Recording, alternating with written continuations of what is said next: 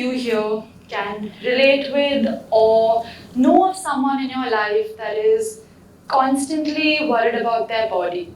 You know what I mean? They're always looking in the mirror, they're stressed out about their stomach, their arms, or maybe this is you. How many of you have grown up feeling like, I wish I had a different body? Nothing very intense, sometimes very small things like maybe I was taller, maybe I wish I was thinner. Spoiler alert, most of us in this room have probably at some point or the other had these thoughts. Unfortunately though, in India, body image is not a conversation we talk about openly. It's still a huge taboo. And so most of us just keep these insecurities to ourselves. Research actually shows though that people who identify as women are 5 times more likely to be anxious about their bodies. Why are Indian women, especially young Indian women, so ashamed of their bodies? And does this actually impact their lives? These were the questions that led me to starting Brown Girl Gazing. Brown Girl Gazing is a beauty project, a research project, and a photography project. It was a space to unlearn beauty. When I began the project, I really wanted to understand the experiences of young South Asian women, to understand why does beauty matter so much and what is the effect that this quest for beauty has on the lives of young women. I started by interviewing more than 200 young South Asian women across cities in India. The stories I heard were incredible and heartbreaking. Fat shaming that led to eating disorders like anorexia and bulimia. Colorism that meant Fair and Lovely and other beauty products which were fairness-inducing were just a part of the everyday routine. And perhaps worst of all, I heard about a fear that so many young women shared. The fear that no matter what I do, no matter how much I achieve, no matter what rooms I'm in terms of my professional life, how I look and my body will always be the biggest measure of my worth. So many of us have these internalized insecurities that we feel so ashamed about. Why do I still think about this? Why does it still matter?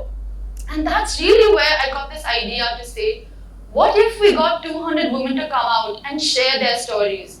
What if instead of shame, we started embracing how we feel about our bodies and embracing the fact that we live in a culture and in a society that promotes body shaming? Beauty standards make women believe that if their bodies are not perfect, it is their fault. I want to stay with that thought for a second. Very often in our society, given the amount of money that the beauty industry makes, we are made to believe that if our hair is not perfect, if our stomach is not thin enough, if we have any stretch marks, that is something that we are doing wrong.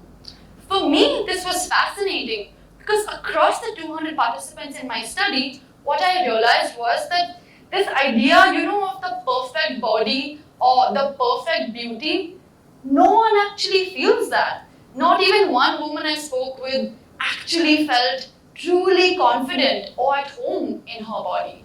And for me, this really inspired a lot of questions around, as a society, why do beauty standards really matter? And that's the first part of what my project was exploring. The second part of what my project was exploring was really around trying to say, what would happen if we can even look at how beauty itself has evolved across cultures and over time.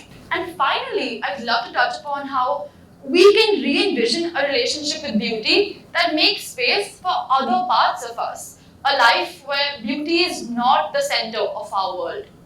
Very often, when we are trying to really move beyond our own idea of whether we are beautiful or not, what happens is, in the process, a lot of opportunities are given up. Participants I spoke to had shared that some of them gave up on leadership positions like head girl because they were so afraid. What if people stare at me? What if people make comments about my body? What would I do then?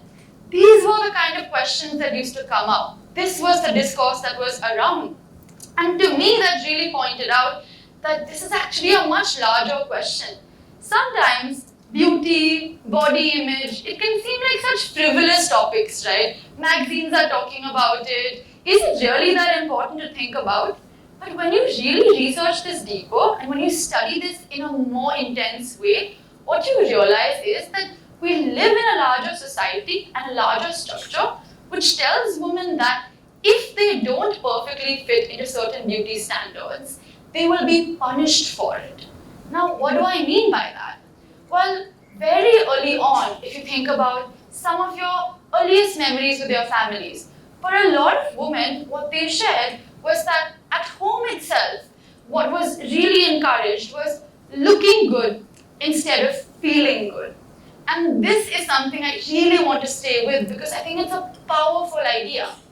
So often, in Indian society, we are taught to betray our own needs to look good for whoever else there might be. But here specifically and in South Asian culture, to stay with this, to say that if we're so concerned about looking good, often what that leads to is missed opportunity.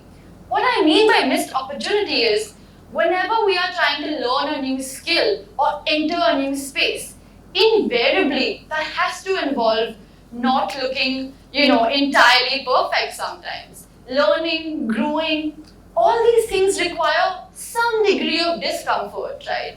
And the thing is, if you are so conscious about how your body is looking that you are unable to take up some of these opportunities, that essentially limits who you can be and what you can do.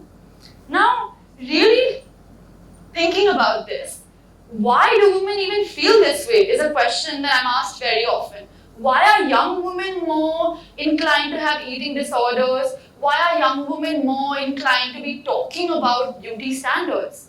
And the truth of the matter is that social media did not exist the way that it does even 10 years ago.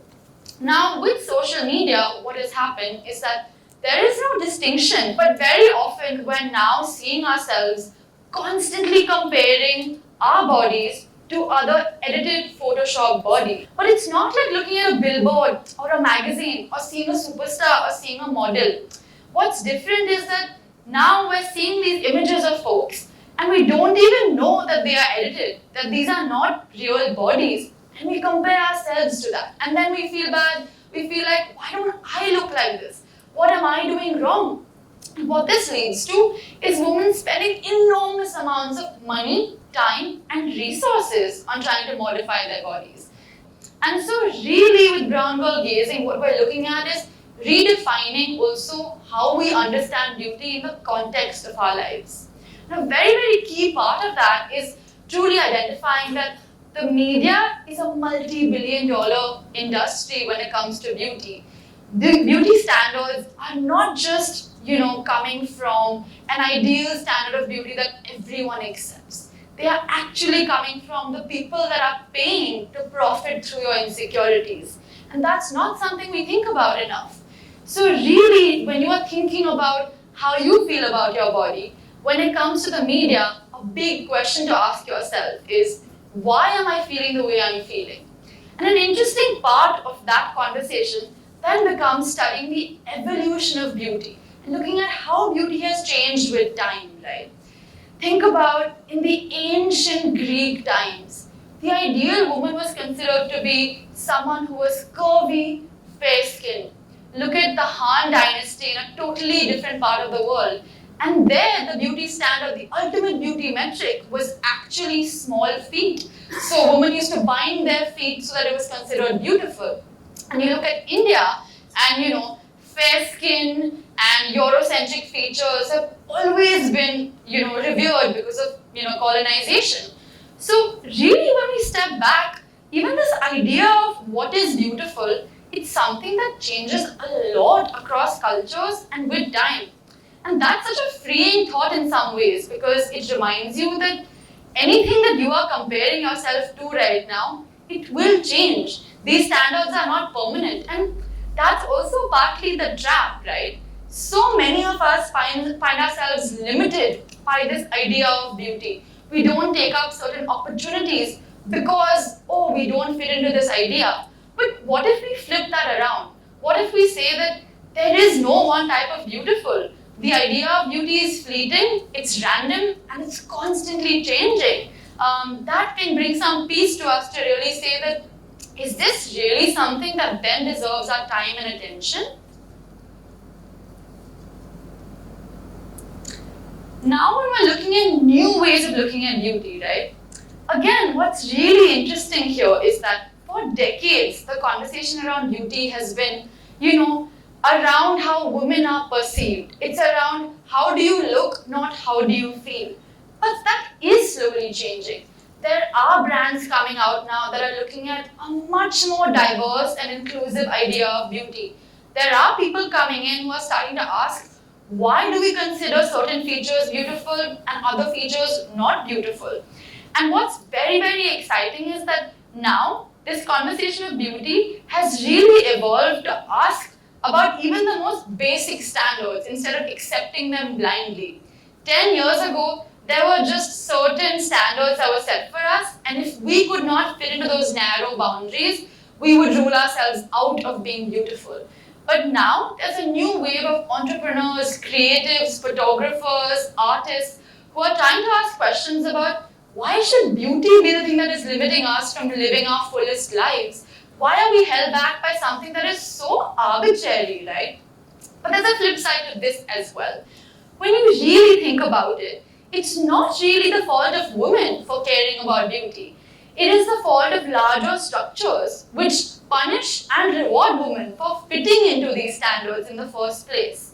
When you think about workspaces, when you think about professional opportunities, beauty has very real implications. It's not just something that's in your head. Beauty in India especially is associated with class, legitimacy, as well as respect. And so it's no wonder that for generations, women have been trying to really incorporate beauty into their lives and have made the center of their worlds. As we're now trying to redefine how we look at beauty though, an interesting way of positioning it is saying, what if instead of thinking about, how can we appear beautiful to others, we think about what feels good for me? What makes me feel free in my body? What feels like pleasure as well as a whole life to me? And I think a really big part of that is understanding that all this around the beauty myth that we've been fed, it has been learned. And what that means is that it can also be unlearned. And the power of that is immense. Maybe redefining beauty starts with asking ourselves what makes us feel purposeful, meaningful, and happy. Thank you.